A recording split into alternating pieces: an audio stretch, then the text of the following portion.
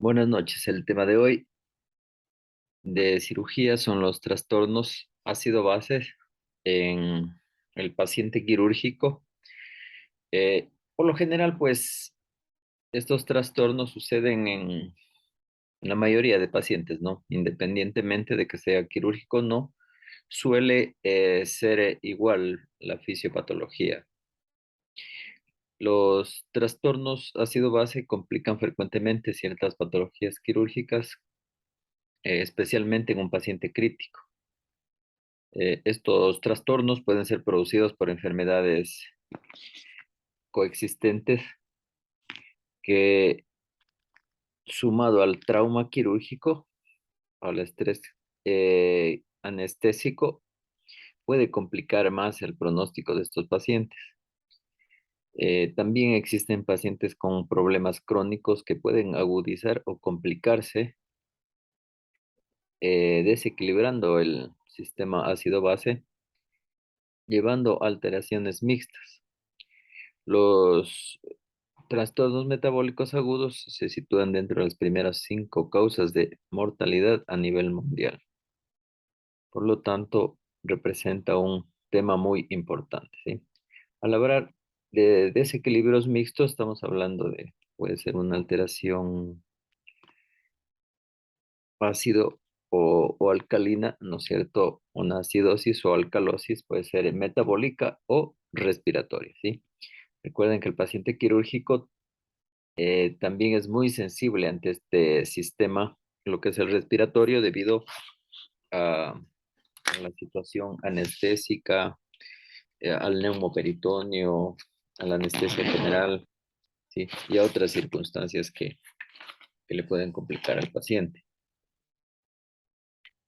La importancia del mantenimiento del equilibrio hidroeléctrico y el estado ácido básico radica sobre el mantenimiento de la homeostasis de las siguientes funciones, como son la curva de disociación de la hemoglobina, el transporte de oxígeno, la electrofisiología cardíaca, la neurotransmisión, la actividad enzimática, la respuesta a distintos fármacos, eh, y una respuesta hormonal también de cada paciente. Entonces, la sistemática empleada para la interpretación del equilibrio ácido-base puede basarse en la teoría de los ácidos y bases de Brontes-Lowry, ¿sí? O a través de la ecuación conocida de Henderson-Hasselbalch, o en otra interpretación fisiopatológica más actual, como es el de Stewart. En todo caso, los dos enfoques tienen matices particulares, pero a la final, pues el diagnóstico es el mismo.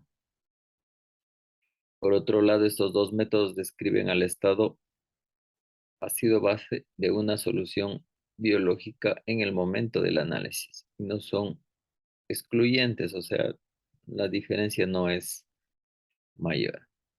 El metabolismo normal del organismo genera ácidos en forma continua, para lo cual el organismo posee recursos suficientes para mantener la homeostasis en casos de desequilibrio del estado ácido-base. Por lo tanto, se tienen mejores estrategias bioquímicas para combatir la acidosis que para el trastorno opuesto, como es la alcalosis. La concentración de protones o de hidrogeniones en el medio interno es determinante para el funcionamiento de todos los sistemas enzimáticos intracelulares y extracelulares, ya que el anión hidrógeno se une con avidez a las proteínas y cambia su estructura, por lo tanto sus propiedades funcionales. Es por eso que este hidrogenión debe mantenerse dentro de los márgenes muy estrechos, que es alrededor de 40 nanomoles por litro en el líquido extracelular y de 100 nanomoles por litro en el líquido intracelular. Entonces, la acidez de los líquidos corporales está determinada por la concentración de hidrogenio. Sí, tal como lo vamos a ver más adelante, de acuerdo a lo que nos brinde la su compañera, ¿no? Daniel. Entonces, por favor, Daniela, continúa con el desarrollo del tema. Ya, términos que más se utilizan en este tema. Por ejemplo, el pH. El pH lo podemos definir como el logaritmo negativo de la concentración de hidrogeniones. ¿Qué nos quiere decir que es un logaritmo negativo? Nos quiere decir que esto no va directamente proporcional con los hidrogeniones. En cuanto hay aumento de hidrogeniones, va a ser disminución del pH. Cuando haya una disminución de hidrogeniones, va a haber un aumento del pH. Eso nos quiere decir que es logaritmo negativo. Ya, en cuanto al ácido, hablamos de un ácido cuando la sustancia es capaz de donar un ion de hidrógeno. Eso nos quiere decir que entre menos hidrógenos tenga una sustancia, más ácida va a ser. En cuanto a la base es la sustancia capaz de aceptar un hidrogenión. Eso nos quiere decir que, por ejemplo, entre más hidrogeniones tenga una sustancia, más va a ser más alcalina o más básica. En cuanto a los amortiguadores aquí eso se los reconoce como un sistema formado por tanto un ácido débil como su base conjugada. Aquí podemos encontrar tanto el bicarbonato como el dióxido de carbono. Ya.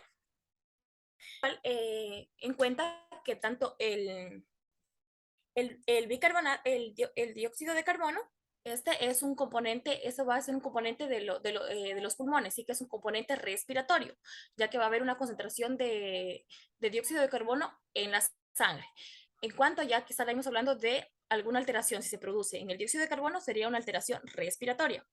Si es una alteración del bicarbonato, perdón, ya estaríamos hablando que es como un componente del riñón, estaríamos hablando de una alteración metabólica. Entonces, en cuanto al PCO2, ¿no es cierto? La presión de el bicarbonato Del dióxido de carbono. de dióxido de carbono, eh, nosotros durante la respiración, ¿no es cierto? Hacemos un cambio de oxígeno por el CO2. Entonces, es más fácil ingresar el oxígeno durante la inspiración que eliminar el CO2 mediante la expiración, ¿sí? Y es por eso que la expiración es un poco más prolongada, ¿sí? Fisiológicamente. Entonces, en cualquier problema pulmonar que tengamos, vamos a tener un aumento en la concentración de CO2 en sangre y es lo que va a complicar un paciente, ¿no es cierto? ¿Cómo le llamamos a este aumento del CO2 en sangre? CO2 en sangre. Este aumento se denomina hipercapnia, ¿sí? Ya, esa es la respuesta. Si hay aumento de esto, aumento de hidrogeniones y disminución del bicarbonato, ahí sí estamos hablando de acidosis, ¿sí? Sería respiratorio. Ya, continúe. Ya, recordemos estos valores, ya, tanto de bicarbonato que bueno, estos valores casi un poquito varían de acuerdo a la bibliografía, pero casi por lo general el bicarbonato va a estar entre 19 a 20 miliequivalentes y el dióxido de carbono va a estar entre 35 a 45 milímetros de mercurio. Ya. También es importante recordar los valores del pH, que varían tanto de 7,35 a 7,45 son los valores normales. Si tenemos menos de 7,35, podríamos decir que es una acidosis y mayor a 7,45, una alcalosis. Pero posteriormente les voy a explicar cuánto se considera una acidemia o una alcalemia. Ya. También tenemos tanto las alteraciones primarias que se pueden dar. En una alteración primaria que sea dada por el dióxido de carbono, esas, como les decía, van a ser alteraciones respiratorias por su componente pulmonar. Aquí las alteraciones pueden dar tanto una acidosis como una alcalosis respiratoria. En cuanto a las alteraciones primarias que sean dadas por el bicarbonato, como tienen su componente renal, sus alteraciones van a ser metabólicas. También nos puede dar tanto una acidosis como una alcalosis metabólica. Ya. Por ejemplo, aquí es muy importante también conocer, como les dije, lo principal del pH, que es lo negativo a los hidrogeniones. Por ejemplo, siempre a recordar que el bicarbonato es lo inverso a los hidrogeniones. Por ejemplo, si tenemos una disminución de bicarbonato, los hidrogeniones, si es inverso, van a estar elevados. Por lo tanto, si les dije que el pH vuelta es lo contrario, si aquí tenemos disminución, los hidrogeniones van a estar elevados y el pH va a estar disminuido. Al contrario, por ejemplo, el dióxido de carbono, ese sí es directamente proporcional a los hidrogeniones. Si tenemos un aumento de dióxido de carbono, también los hidrogeniones van a aumentar. Si se aumentan esos hidrogeniones, el pH va a estar disminuido. Y ahí ya podemos encontrar, por ejemplo, si tenemos en una alteración primaria una disminución del del bicarbonato, perdón, con aumento de hidrogeniones y disminución del pH, nos estaría dando una acidosis metabólica. Al contrario, del dióxido de carbono, si hay un aumento de dióxido de carbono, los hidrogeniones van a estar igualmente aumentados y el pH, como es a lo negativo de los hidrogeniones, va a estar disminuido. Ahí estaríamos hablando de una acidosis respiratoria. Si el bicarbonato está aumentado, los hidrogeniones van a estar disminuidos y lo negativo de los hidrogeniones, que es el pH, va a estar aumentado. Estaríamos hablando de una alcalosis metabólica. Si el dióxido de carbono está disminuido, los hidrogeniones van a estar igualmente disminuidos y el pH va a estar aumentado. Estaríamos hablando de una alcalosis respiratoria. En cuanto a las extracciones compensatorias, tenemos que tener en cuenta, tanto si es el bicarbonato nos disminuye, la alteración compensatoria también va a estar disminuida. Si el bicarbonato está aumentado, la alteración compensatoria, el dióxido de carbono también tendría que estar aumentado, como es este caso. Y si, por ejemplo, el dióxido de carbono está disminuido, igualmente su alteración compensatoria, que es el bicarbonato, tiene que estar igualmente disminuido. Ya. En cuanto a la acidosis respiratoria, como ya les decía, si hablamos de acidosis, va a haber una disminución de hidrogeniones en esa sustancia. Por eso es la caída del pH sanguíneo, que es producida eso se puede dar por la ventilación inadecuada o por la presencia de cantidades significativas ya de dióxido de carbono en el aire inspirado. Esto va a dar lugar a una elevación de la concentración plasmática de este dióxido de carbono y también, por lo tanto, del bicarbonato. Ya que les decía, si es que uno se aumenta, el otro, la alteración compensatoria también tiene que aumentarse. Ya. En cuanto a la acidosis respiratoria, las causas que nos pueden dar una acidosis respiratoria puede ser por el deterioro de la ventilación, puede ser por alguna obstrucción que tengamos en las vías respiratorias, por el deterioro del intercambio de gases. También igualmente, como les decía, si tenemos una obstrucción de las vías respiratorias, va a haber igualmente la disminución del estímulo respiratorio o cuando se ha inhalado demasiado CO2. Los síntomas que podemos encontrar aquí en una acidosis respiratoria, el paciente puede encontrarse con cefaleas, confuso, con irritable, ansioso, con asterixis. Asterixis nos refería que es como el temblor, o sea, el movimiento involuntario de las manos. Delirio, somnolencia, puede estar taquicárdico, puede presentar tanto sudoración como también hipotensión. Ya. En cuanto a la alcalosis respiratoria, entendemos como alcalosis respiratoria la elevación del pH cuando haya más hidrogeniones en esta sustancia, debido a la pérdida del CO2 y del bicarbonato. Eso se puede dar también por una hiperventilación. Ya. En cuanto a las alcalosis respiratorias, las causas de esta alteración nos pueden dar por un aumento del estímulo respiratorio. Eso puede ser por un accidente cerebrovascular, por los efectos, puede ser por fármacos, perdón, por tóxicos. También una alcalosis respiratoria puede ser cuando el paciente está con hipoxia. Y también puede ser en pacientes psiquiátricos, cuando el paciente está histérico, ansioso, ya que un paciente que está histérico o ansioso también va a presentar taquimia, parestesias, puede presentar calambres, espasmos musculares. En cuanto a la clínica, en una alcalosis respiratoria. Ya, en una acidosis metabólica, ya estamos hablando del componente del riñón, de una alteración metabólica. Si es acidosis, igualmente va a ser por la caída del pH sanguíneo y por el aumento de la producción de ácidos, esos ácidos que no sean volátiles, como tenemos el ácido láctico, los ácidos grasos o los cuerpos cetónicos. O también se puede producir por la pérdida de bicarbonato en la sangre. Ya. En cuanto a las causas de alteración que nos pueden dar una acidosis metabólica, tenemos por una acidosis, diabetes mellitus, por las pérdidas basales del intestino delgado, el deterioro de las secreciones de ácidos en los túbulos renales, puede ser por una acidosis tubular renal o también por la ingesta de metanol. En cuanto a los síntomas, esos pueden dar tanto respiratorios. En cuanto a los respiratorios, aquí podemos, igualmente el paciente se puede encontrar taquicárdico. Aquí es muy importante un síntoma que presenta casi la mayoría de los pacientes con una acidosis metabólica, que es importante recordar, que es la respiración de Kussmaul. También puede estar con hipocapnia. Aquí vamos a encontrar, en cuanto a los respiratorios, una disminución de la afinidad de la hemoglobina por el oxígeno.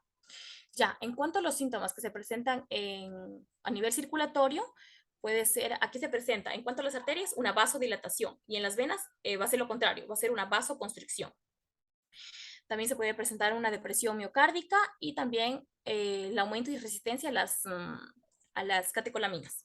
En cuanto a los metabólicos, en los síntomas metabólicos en una acidosis metabólica, puede haber el aumento del catabolismo muscular y, bueno, aquí se pueden presentar en los metabólicos, pueden presentarse todos los aumentos tanto del potasio, del calcio, del fósforo, del magnesio, ya que podemos encontrar también aquí una hiperpotasemia, hipercalciuria, perdón, del magnesio, una hipermagnesuria.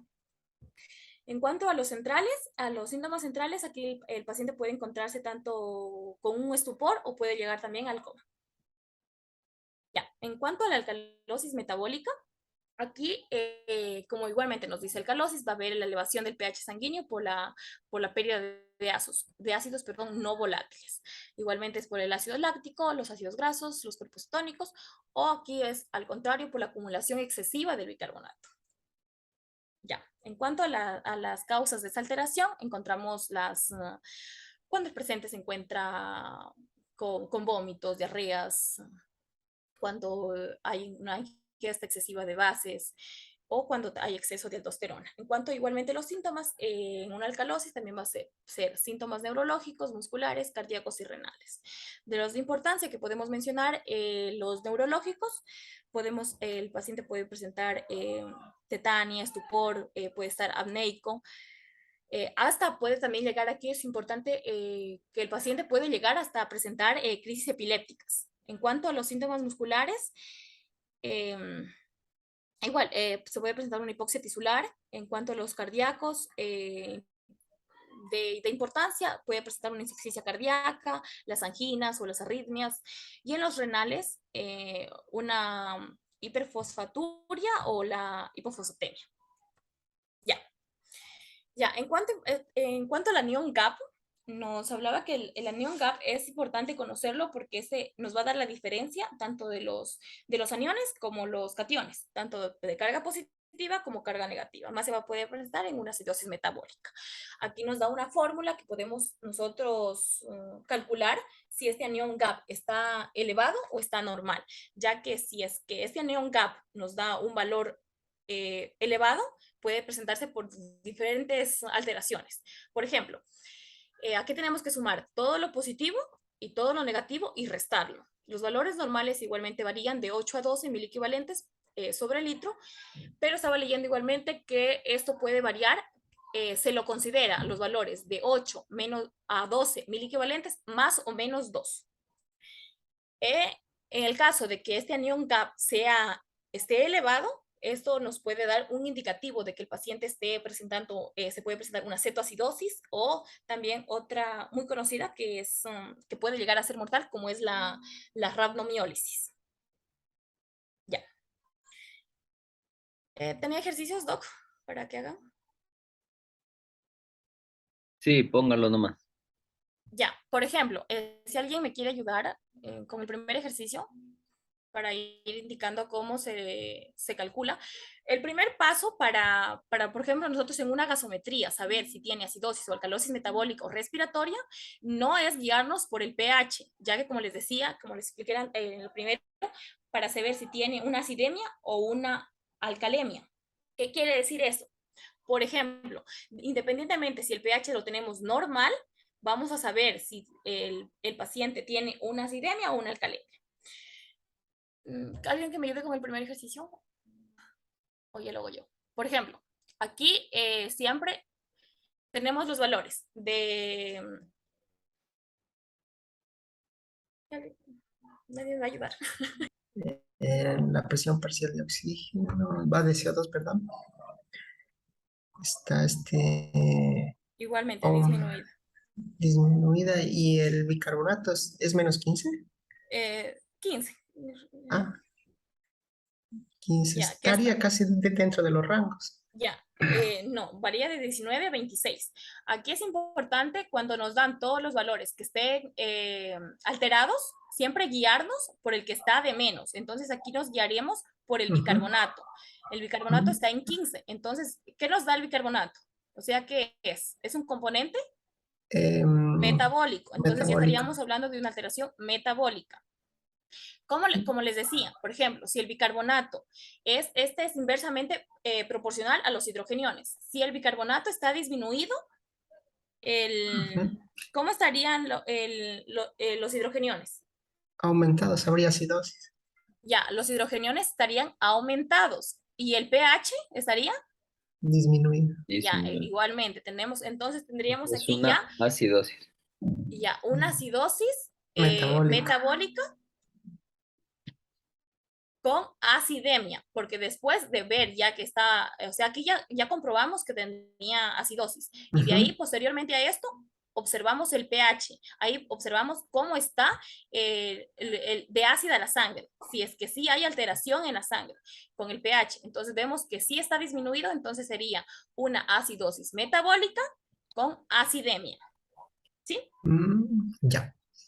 Ya. Pero no podemos utilizar el pH como indicador porque existen eventos compensatorios. En este caso estaríamos viendo una presión de CO2 aumentada, sí, ya, y una aumentada sería una acidosis respiratoria. No estoy seguro, Doc. Ya, por ejemplo, Alcalosis, porque está aumentada. sí, Ya. como ya les decía, no nos guiamos primero por el pH, sino guiamos por las sustancias compensatorias, que es el bicarbonato y el dióxido de carbono. En este caso, el dióxido de carbono, recordemos que los valores varían de 35 a 45 milímetros de mercurio. Estaría en 40, estaría en valores normales. Aquí vemos que si hay una alteración del bicarbonato que está en 45, estaría aumentado, ya estaríamos hablando que es una alteración metabólica. Como les decía, si este está aumentado, los hidrogeniones estarían disminuidos, por lo tanto el pH estaría aumentado, que esto por eso no es importante guiarnos primero con el pH. Entonces aquí ya estaríamos hablando de una alcalosis, porque aquí el pH va a estar aumentado, de una alcalosis metabólica, independientemente que el pH lo tengamos normal o alterado. En el caso de que esté alterado, ahí sí podríamos decir si es acidemia o alcalemia. ¿Sí me hago entender? ¿O no? Sí, está muy bien. Ya. En el siguiente, por ejemplo, eh, igualmente, vemos los valores. Tenemos un dióxido de carbono de 20, estaría disminuido, y un bicarbonato de 15. Igualmente, estaría disminuido. Y como les dije, siempre nos guiamos por el valor que esté más bajo. Aquí también nos estaremos guiando por el dióxido de Bicarbonato. carbono, es esta de 15. Recordamos que los valores van de 19 a 26. Así que comparando con el valor de 19, este no estaría muy bajo. Pero el dióxido de carbono, comparando con los valores normales que varían de 35 a 45, está más bajo. Entonces aquí ya tendríamos una alteración respiratoria. Ese es directamente proporcional a los hidrogeniones. Si el dióxido de carbono está disminuido, los hidrogeniones van a estar disminuidos y el pH va a estar aumentado. Entonces tendríamos si el pH está aumentado, una alcalosis respiratoria y ahí observamos el pH que también está aumentado con alcalemia. Eso es todo. Gracias. Muy bien. Está muy bien hecho el resumen y el análisis, ¿no? Está bien concreto y también fácil de comprender. A ver, Liliana, entonces, ¿cuál es el anión gap de que estábamos hablando? Gap es que la diferencia en sangre entre los aniones y los cationes. Exactamente, entre los aniones y cationes, ¿sí? Entonces, sería igual al sodio sumado al potasio, que son positivos, ¿no es cierto? Y esto se le resta a la suma del cloro con el bicarbonato, ¿sí? Que serían negativos. Entonces, la diferencia entre estos representa el anión GAP. Eh, por lo general, los aniones y cationes son más abundantes en el líquido extracelular, sí, eso hay que tomar en cuenta. Y como dijo su compañera, ¿no es cierto? El valor promedio es de unos 15, ¿sí? Para saber si estamos hablando de pérdida de aniones o pérdida de cationes, ¿sí? O exceso de cualquiera de los dos, ¿sí? De acuerdo a los valores obtenidos. También pueden calcular el anión gap urinario, ¿sí? Entonces, este cálculo a través de la medición de electrolitos urinarios en orina en 24 horas se puede hacer en una muestra única sacando una ecuación, ¿no es cierto? El anión urinario sería igual al sodio urinario más el sodio, más el potasio urinario, menos el cloro urinario, ¿sí? Entonces habría que hacer esa dosificación en orina y de ahí se aplica la fórmula y se saca, ¿no es cierto? El resultado. Entonces, este anión GAP urinario debería aplicarse en situaciones en las que el anión GAP sérico sea normal ante la sospecha de una acidosis tubular renal o trastornos digestivos de tipo quirúrgico. Por eso es importante también tener en cuenta este anión GAP urinario. Que también es importante el hacer el análisis del método cuantitativo de Stewart, ¿no es cierto? Se plantea que las variaciones en la concentración de hidrogeniones son determinadas por la disociación de agua en aniones hidrógeno y en el hidrogeniones, ¿cierto? Que serían el OH. Todas las soluciones biológicas humanas contienen agua, por lo cual son fuente permanente de hidrógeno. Entonces, esta disociación del agua está determinada por las leyes de la física química de la electroneutralidad, que manifiesta que en una solución acuosa la suma de todos los iones cargados positivamente debe ser igual a la suma de todos los iones cargados negativamente. Por otra parte, está determinada por la conservación de la masa, que representa la cantidad de una sustancia que una sustancia permanece constante a menos que sea disociada o generada, removida o destruida. Entonces, esto sería lo más importante en cuanto al análisis de este tema.